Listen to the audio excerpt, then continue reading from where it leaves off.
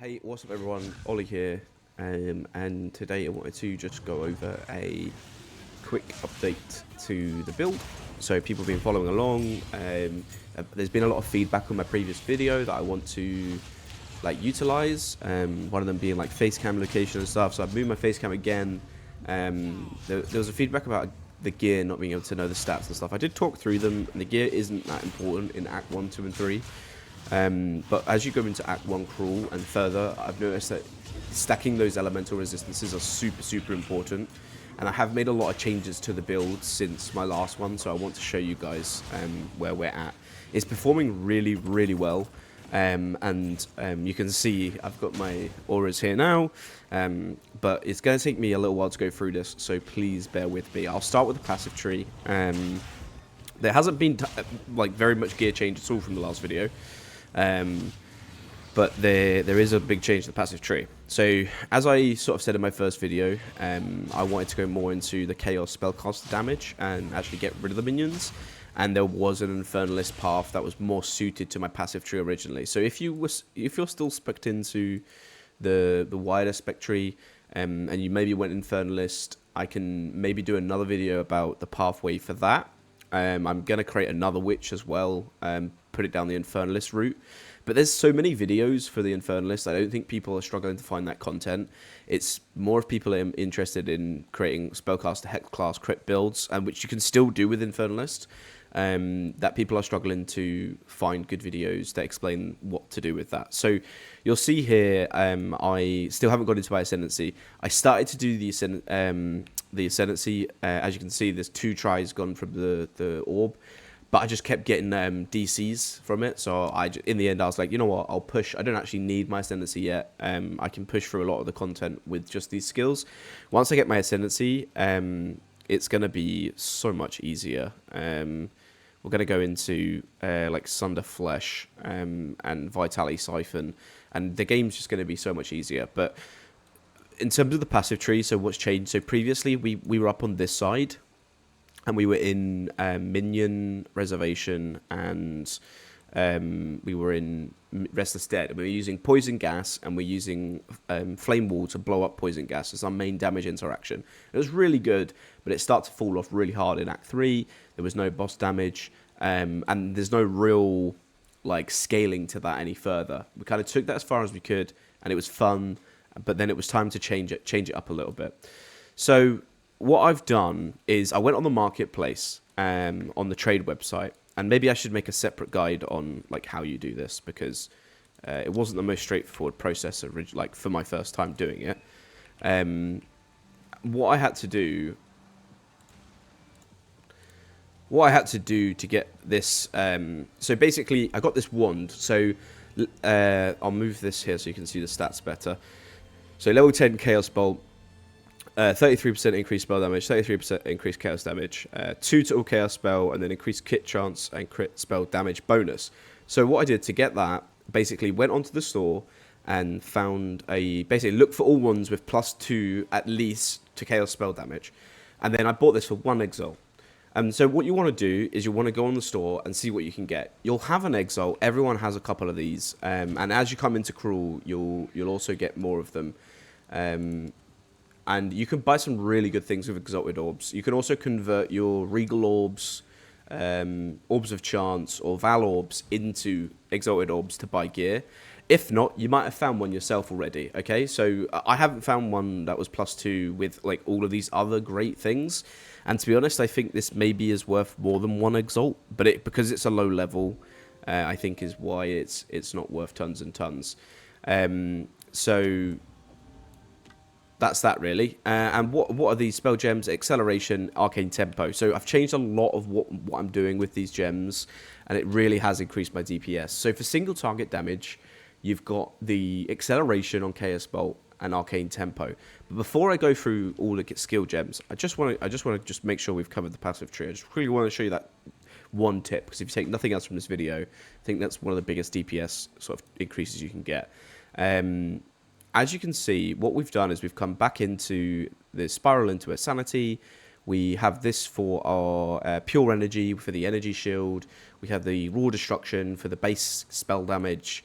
The nodes have just been taken as per they're needed, but you'll probably need a similar combo. I mean, you might have slightly different gear, but you'll definitely need at least all the intelligence nodes I have to run the skill. So as you can see, I've got 1 here, 1, 2, 3, 4, 5, 6 intelligence nodes, 7, 8 to hit or 9 to hit the intelligence that I need. I will update my written guide to include all of that information that's required for how much intelligence you need, etc., and the actual pathway. So you'll see that I'll leave that in the description and comments as well once that's updated.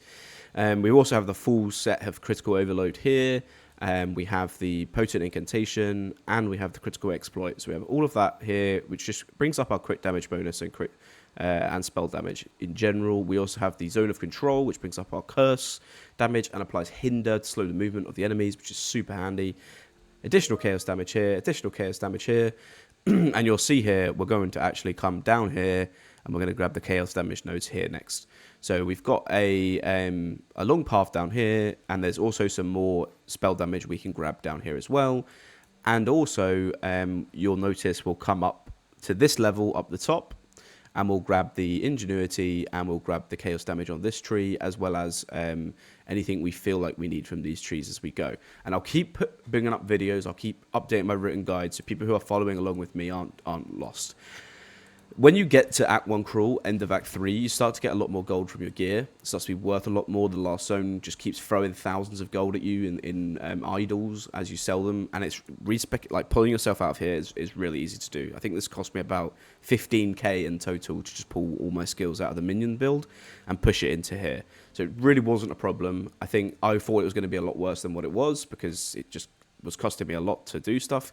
And what you might want to do, if you can't afford moving up here yet, because you haven't got the passive skill sets for the end of Act 3 yet, you haven't got the Act 1 Crawl level up yet, what you want to do is perhaps just take this node. I took this manager regeneration node for a little bit because it really helped me just with my mana sustain, just at the start of Act 1 Crawl, which I'm at now, and the end of Act 3. I recommend that. Definitely very handy.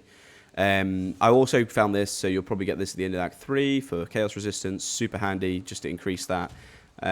You'll see here I'm lacking a bit of lightning resistance at the moment, so I might be getting that, but I've also got a elemental ring there. But I'll go through the gear in a bit more detail, but basically that's the TLDR for the passive tree. Okay, so gear. I'll go through this quite quickly because my gear isn't the best, so I'm just going to tell you some things you need. Movement speed, you need that. I'm going to be upgrading all this gear very shortly in probably Act 1 Crawl.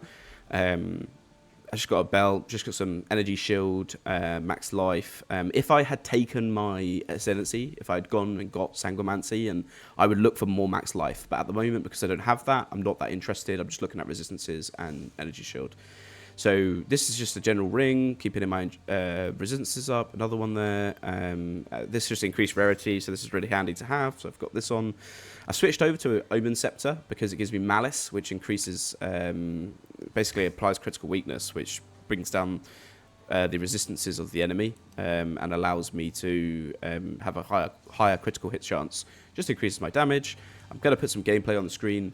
You know, you'll see what it's like using this build, how easy it is. And here you can see the wand is quite good for its level. So for item level, it's almost a maxed out wand. But yeah, super good. And then just a bit more chaos resistance, fire resistance on the hat, which I might end up upgrading this, or if something better drops in Act 1 Crawl, I'll switch over to that. That's that really for the gear. It's not too important. What's important is the skills and the skill gems. It's the most important part of the build. So yeah, acceleration and arcane tempo on the chaos bolt just increases the damage. Like the cast speed is ridiculous on this now.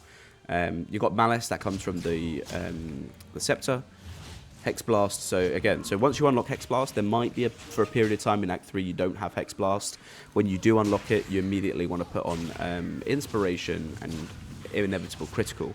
Now this is where this build can get a little bit complicated, is because before you unlock Hex Blast, so you'll unlock Hex Blast towards the end of Act 3, but if you're still in the middle, like I was, you have to run Essence Drain. Now I basically don't use Essence Drain anymore, really at all, but it does have at the moment, it has things slotted in it called Potential.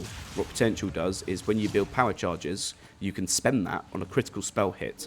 So at the moment, I'm still spending it on Essence Drain, because I don't have the slot on Hex Blast to use that. And what that does is basically gives you a almost guaranteed 30% more critical hit chance on your spell. So what you do before you have Hex Blast is you spend your power charges with Essence Drain, and you're still going to be casting Contagion. You won't have Blasphemy. You won't have necessarily be using Profane Ritual. So the reason why that is because the way that the build works with Hex Blast is what it does is Hex Blast basically blows curses up. So until you can apply and stack curses on an enemy automatically, it's really non-efficient to use Hex Blast. How do we use Hex Blast? So I'll go through first how I'm using Hex Blast now and progressing, because that's what's applicable to my build now. But I'll go through a little bit of detail about how I got here and how to be effective in Act 2. So how did I get here? So that will cover afterwards. So for this, you basically need Inspiration and Inevitable Critical.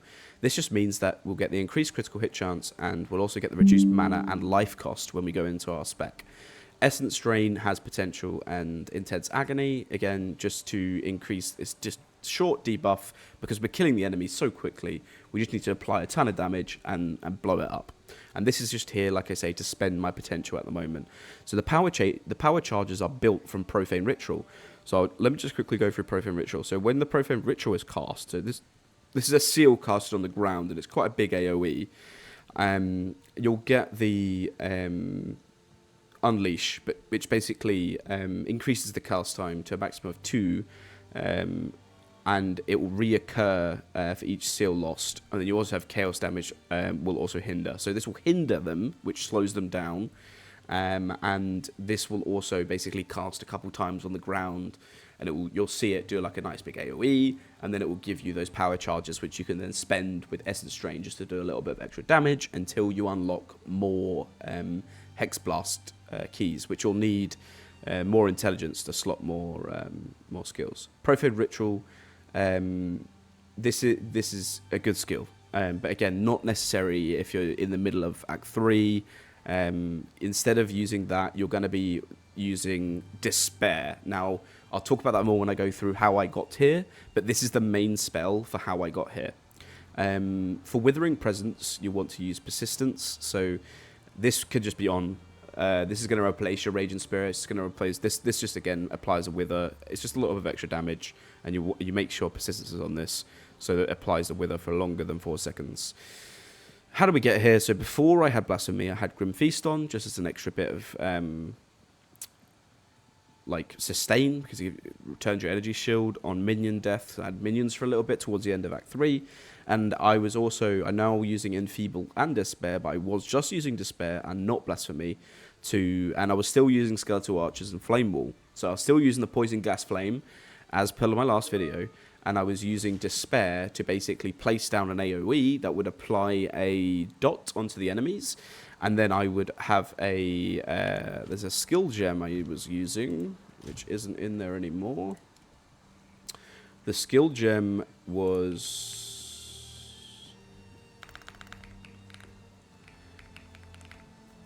Here it is. Impending Doom. Now, this is an amazing skill gem for Despair when it's being manually casted outside of Blasphemy. It basically triggers a blast when the curse expires. So you put down the Despair, and after a couple seconds, it will just blow up. So if you have a Dark Totem, you put down Despair, bang, okay? So that was really good, and I used that for a long time until I got Hex Blast. When I changed Hex Blast, put Blasphemy on, put just Despair in at first, which basically drops this gem out, but then allows you to do the damage you need to do. And then when you're ready, you can put Enfeeble in, so you get the bonuses of having Enfeeble on enemies as well applied. And that's really good. I still manually cast in Contagion. The plan is to put this on Cast on Crit, so when I get a high level skill gem, like a level 3, which I don't have yet, I will get the... No, not this one, sorry. When I get a high level skill gem, I will go into Cast on Critical, and when I have Cast on Critical, that will come in as another buff, and I'll cast Contagion off the back of that, so I don't have to manually cast Contagion anymore. So now we're really getting into what this late game is going to look like and getting used to this build, trying this out. You don't have to run Malice. You can run a Focus, or you can carry on running minions if you want to run minions. But they're going to be weaker and weaker now without your skills in those elemental resistances, the minion health, and the minion damage. They're not going to be doing as much as they were doing before. So dropping that out and getting a good staff, you can get a much better staff than this. You even spend an Exalt if you want a little bit of extra damage. Exalts are going to start coming more common now, so don't be afraid to start buying things. Don't overspend, but maybe buy one wand every 10 levels, 5 levels, something like that, just to keep your progression going through the game nice. But yeah, I'll put some more gameplay about killing a boss, but enjoy the build. Any questions, please leave them for me, okay? I'm happy to answer anything. This build is working really, really well, and I'm going to expand on it more as I go. I've kind of told you a little bit about while we're going already with this passive tree, but yeah, the plan is to come up in here. If we need some more intelligence, energy, shield, sustain, we've got those nodes here, and we've also got more chaos damage, there's some more curse duration here. We probably won't need this, but we will need this chaos damage nodes, and we will need to be picking up some of the speed or crits, and I'll keep you posted as I go with this about which ones I do take. There's a lot of spell critical damage here, and a lot of chaos damage still to take, and that will scale the damage as well as the gear. I hope you enjoyed this video. It wasn't too long, but the gameplay should really expand on how to use it. And if you do have any questions, please let me know. Again, apologies in the last video. I'm still getting used to making videos, but hopefully they're informative and hopefully they help you guys out. So thank you for following along, and yeah, peace out.